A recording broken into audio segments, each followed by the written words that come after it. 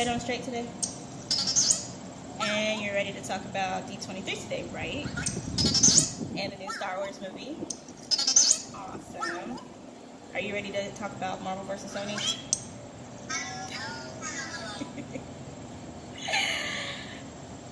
Hi guys, welcome to 2 seconds. Welcome to Nerd on the Street. My name is Christina, aka Peori, and we're gonna be talking about a whole shit ton of stuff. Everything nerd. So comic books, anime, manga, all that stuff. Wrestling, because I know I've got some wrestling fans. So this is just our introductory episode. We're going to talk about some big things that happened at D23, which if you don't know what D23 is, it is the expo for Disney. 2 seconds. It is the expo for Disney, and they pretty much tell you everything that you're going to want to know about what they've got going on. So they talked about their park. I think Galaxy Edge started today, and that's in Orlando. And they've got something going on with Epcot, but nobody really cares about all of that. What is really important, can you give me 2 seconds, please? Like 2 whole seconds. Stop that. What's really important is what they revealed for upcoming Marvel stuff. So they have Disney Plus coming out in November, which is going to be super awesome. They introduced a whole lot of stuff. So they introduced Kit Harington playing Dane Whitman, aka the Black Knight, in the Eternals movie. They revealed some celestial, the Celestials from the Eternals. They revealed the images of them and a couple of clips of them actually walking on the planet they're on. This is BB-8. She wants you guys to have, she wants to have all of you guys' attention. So, BB-8, if you've never seen any of the Star Wars movies, she's a newcomer, and she loves attention. And they also revealed some of the Star Wars stuff coming out. Do you disagree? I guess not. Anyway, they've got some Star Wars stuff coming out. So, Star Wars, whatever it's called, because I don't care about it, comes out in December. And we got a look at what looks to be Rey being part of the dark side. That's what it looks like. Okay, so anyway, we've got Rey looking like she's going to turn to the dark side, but, you know, you never know. So with the D23 Expo, they also addressed the Sony-Disney split, with Spider-Man coming out saying he's still going to play Spider-Man, and Kevin Feige coming out saying that they're still trying to, you know, reach some type of deal. Sony sucks, so there's that. But we'll talk about that later. And then we've got some more information on Disney Plus. They are bringing back the Proud Family. So if you ever watched Proud Family when you were little, they're bringing it back, and I do believe that they are 2 seconds. They are adults. Then Lawrence Fishburne announced that he's doing Moon Girl and Devil Dinosaur, which, if you've never read that comic, it is super freaking adorable, and it's going to be on Disney Plus too, I think, so that's really good. And they just announced a whole bunch of stuff. The Eternals, they announced Black Widow, gave you some posters to look at, and they announced Moon Knight, Mark Spector, so that's awesome. And just they're coming out with a whole lot of stuff. So we're definitely going to be reviewing all of that and talking about all of that. And then, of course, we have those who are wrestling fans. I do believe we have an event coming up, maybe SummerSlam, I'm not really sure. But I've got some experts on that one for you guys. And we're going to have just a small conversation with a friend of mine about the Sony-Disney split. And he's pretty much on the same side as myself. We think Sony sucks. So we're going to go ahead and get to that. Right? Right? Right? Okay.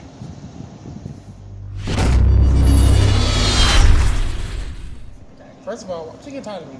Because you are the most. Yeah. Thank you.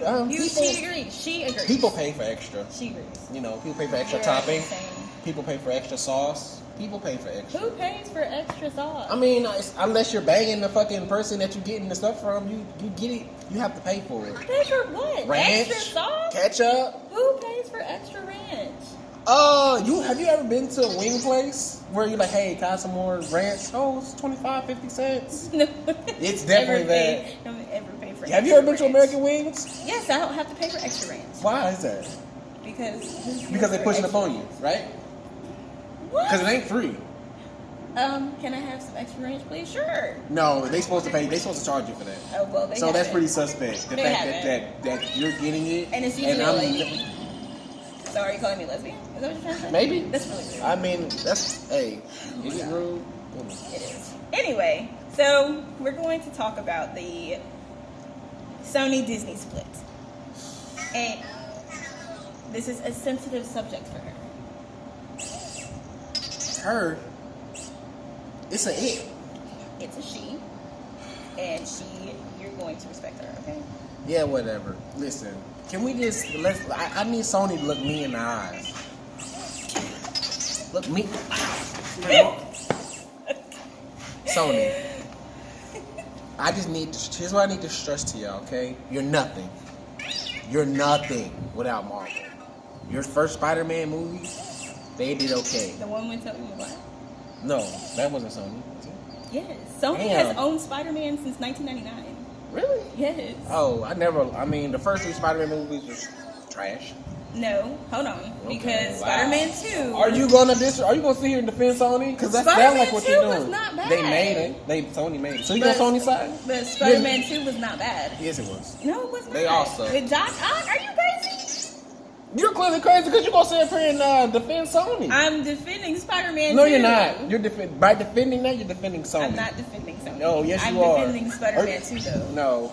Spider-Man 1 was okay. Spider-Man 2 was great. Spider-Man 3 was absolute trash. The Amazing Spider-Man 1 and 2 was absolute garbage. No, Oh, for real? Are you really? Are you for real? Yeah, I like the Amazing Spider-Man. So you're gonna defend Sony now?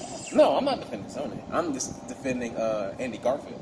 Oh, so That's I can't defend. That's my guy. I can't defend. No, you can't defend. You can't defend Tobey Maguire. You know why? Because what is he doing now? He's on his couch, reminiscing about being a Spider-Man, wishing that he would have did those 10 Spider-Man movies that Andrew they Garfield did. can't decide what sex he likes. I'm sorry. Oh, hey, that's his personal problem. Okay, I don't He care kissed about the guy that. at an award show. Okay, I don't. That's not my problem. Since we're talking about what Tobey Maguire. That's not my problem. Anyhow, Who was the better than Spider-Man though? Who was the better Spider-Man? Yeah. For the 2 movies, Tobey Maguire. No.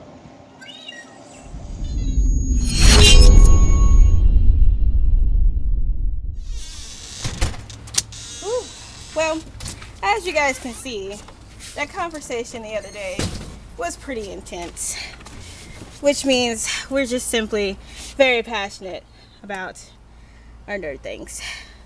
So, basically what I have for you guys is just a whole lot of nerd things like I explained earlier. Continuing with the D23 conversation that I had started with myself. D23, if you have no idea what D23 is, I think I explained it a little earlier. D23 is the continuation of information from Comic-Con, but strictly for Disney. So we had a lot of information thrown at us for D23, which I really enjoyed, especially when it came to the new Marvel movies coming up. So we have Black Widow that's going to kick it off, I believe February 2020. I believe, don't quote me on that. And we saw her new costume. Her new costume is all white, and it looks spectacular. And then, of course, we have David Harbour from Stranger Things is Red Guardian. If you don't know who Red Guardian is the Russian Captain America, basically. So we get to see them interact, and I really do think, honestly, we get to see Budapest. They've been talking about Budapest since Avengers, maybe even before then. No, I think it's Budapest because in Avengers, in the scene where her and Hawkeye are together, and she says it's like Budapest all over again, and he says, "You and I remember Budapest very differently." And then they talk about Budapest probably 3 or 4 more times, and they mentioned Budapest one last time, I think, in Endgame. And so I've been waiting for a long time to just, what is Budapest? I want to see what Budapest is. Then we, of course, had the Eternals. We had the introduction of Kit Harington from Game of Thrones. He played Jon Snow in Game of Thrones.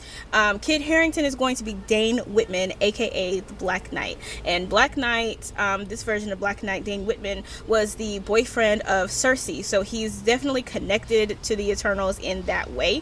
And the Eternals, if you don't know, which I don't really think a lot of people do, the Eternals are the relatives to Thanos. So Thanos is a Titan. Technically, he's an Eternal. He's like, they're like his great ancestors, I think. And some of the Eternals moved to Titan, and then they became Titans. So that's pretty much where he came from. So when everybody's like he's the Mad Titan, that's really not inaccurate. So at Comic-Con, we got introduced to Shang-Chi and Legend of the Ten Rings. Shang-Chi, one of the most incredible characters. He's one of my favorites, and he is the best hand-to-hand combatant in all of Marvel. Sometimes they put him second to Iron Fist, but honestly, I think it's because Iron Fist has powers. But if Iron Fist didn't have powers and was just strictly hand-to-hand, he would lose to Shang-Chi all the time. Captain America, I do believe, comes third. Hawkeye is a good hand-to-hand combatant as well. Let's see. We did get introduced to Star Wars, so I do have BB-8, and I do have my Star Wars shirt on, as you guys saw earlier.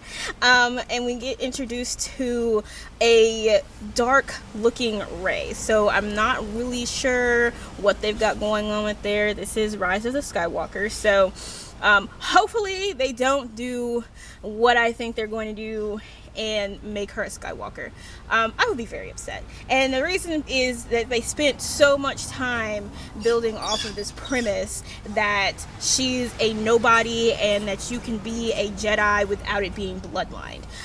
So if that's true, then let it stay true. Otherwise, if you make her a Skywalker, someone related to the Skywalkers, then it is bloodlined and you're lying.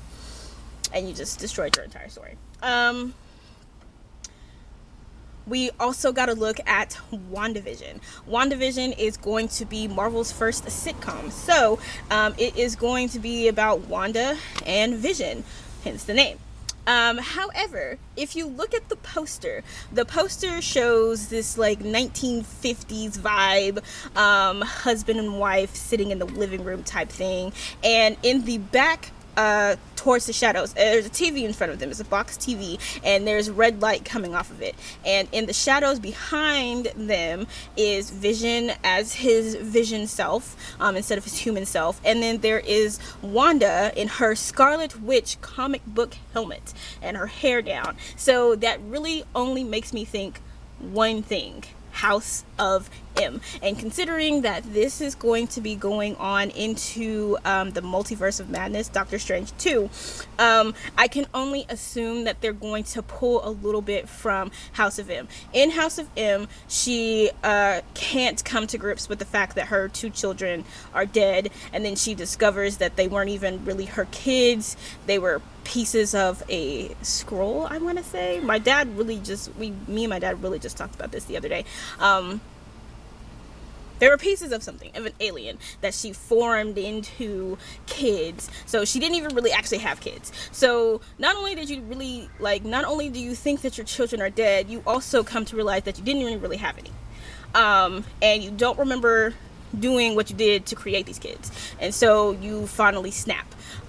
With this WandaVision that we're getting, what it looks like is that this situation is happening in her head. Not only has she lost her brother, who died in Avengers Age of Ultron, she's lost Vision, and she didn't just lose Vision once, she lost Vision twice. And if you haven't seen Infinity War, here's the spoiler. She kills Vision by destroying the Mind Stone. So the Mind Stone is in his head, and she is very, very powerful, and she is powerful enough to destroy the stone on her own, which she does while also fending off Thanos, by the way. So she just automatically becomes badass. And then immediately after she kills him, which she didn't want to do, he kind of forced her into it. She didn't really have a choice. They were trying to get the Mind Stone out of him without having to do all of that, but they weren't able to do that. So it came down to that. And then Thanos has the Time Stone, so he gives her this, like, you know, tiny little speech about sympathy or something like that, and then he uses the Time Stone to rewind back to before she destroyed him, and he rips it out of his brain. So he puts a gigantic dent hole in Vision's head, and so she's watched her boyfriend die twice. So really what it looks like is that she's trying to create a world where he's alive and they're happy and they're not having to do with anything. According to Kevin Feige, it's gonna start like the Dick Van Dyke Show. Woo. And it's gonna start to get creepy, because then Doctor Strange 2 is going to be Marvel's first horror movie. So if that's the case, then we're gonna have to have WandaVision get a little creepy, because WandaVision, like I said, leads right into that. So there's that. Let's see what else did they come out with. They hit with Disney Plus. Disney Plus starts this in November, and they are bringing back the Proud Family. If you ever watched the Proud Family when you were little, you are super excited about this. They are bringing back the Proud Family along with a lot of other things. The Disney movies are moving over to Disney Plus as well. So Pocahontas, Mulan, Cinderella, things like that. And then they're also bringing Lady and the Tramp. I don't think Lady and Tramp's going to go into theaters at all. I think it's just going to go straight to Disney Plus. So they did do the trailer for that, and super cute news on that. Disney actually went and adopted the dog that they're using for Tramp. They went and adopted that dog out of a kill shelter. So I thought that was great. And I think one of the people on set actually gets to keep him. So I thought that was really great and really sweet. And the movie actually looks very adorable. And then we have Lawrence Fishburne, who is doing Moon Girl and Devil Dinosaur. I love Moon Girl and Devil Dinosaur. If you've never read Moon Girl, she is the most adorable little kid. So that's definitely also one to look out for. I'm not 100% sure it's going to be on Disney Plus. I think it's going to be on Disney Channel. It might be on Disney Plus. It really just said Disney, so I'm not really sure. It might be Disney Channel. What else? They fed a lot of information out of D23. But moving away from D23, we have DC Universe. If you do not have DC Universe streaming service, I need you to get it, because the shows on there are gritty, amazing, and awesome. If you haven't watched any of the DC shows, period, we have Flash, Black Lightning, Arrow, Batgirl. I don't think Batgirl has started yet, but Batgirl is coming to the CW and it looks great. Ruby Rose looks amazing. Legends of Tomorrow, things like that on the CW. But with DC Universe, they get a little bit more gritty. So Teen Titans, Doom Patrol, Swamp Thing. And then if you never watched Young Justice when it was on Cartoon Network, you were never pissed about the fact that Cartoon Network canceled Young Justice, because it was too good and they were getting female fans, which if you have females on the team, you're going to have female fans watching the show. So when it got canceled, everybody was really upset. DC said, bump all that. So DC came up with DC Universe and started streaming Young Justice. Then they came with Young Justice Outsiders, and I believe Young Justice Outsiders just pulled back up with, hey, we're bringing back Young Justice. So That's great. The Harley Quinn TV show is on there.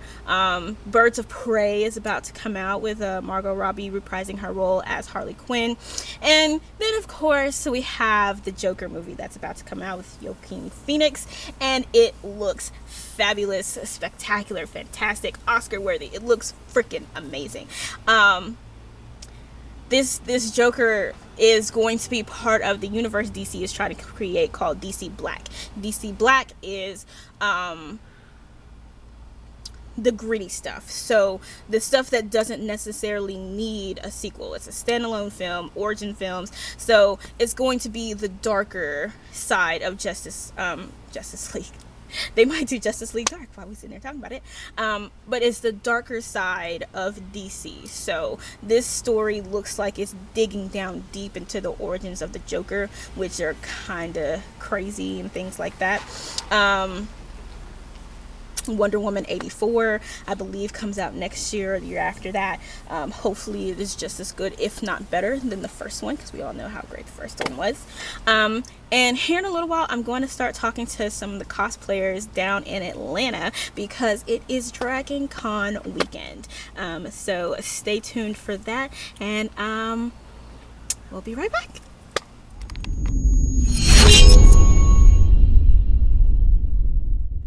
Alright guys, welcome back, of course. Like I said earlier, I'm gonna try to get some cosplayers on here, just because it's Dragon Con weekend and I've got a few friends down there who are cosplaying, and just want to check out what they're cosplaying as, and pretty much how it's going down there. If you follow Dragon Con on Instagram, I believe it's Dragon Con, then you can see a lot of stuff, like they had a parade earlier and everything like that. And if you want to see any more nerd stuff, I have a movie review channel on Facebook. It is called Kaori's Corner, Kaori''S, and corner with a K, Korner. And I pretty much just review your suggestions and tell what I think. And right now I'm in an MCU suggestion because the suggestion was the MCU in its entirety, individually, starting with Iron Man from 2008. So that's pretty much what I've been doing. That is it for this episode of Nerd on the Street. I really hope you guys enjoy the show as much as I enjoy making it. And remember, nerd is the word on the street. Bye, guys.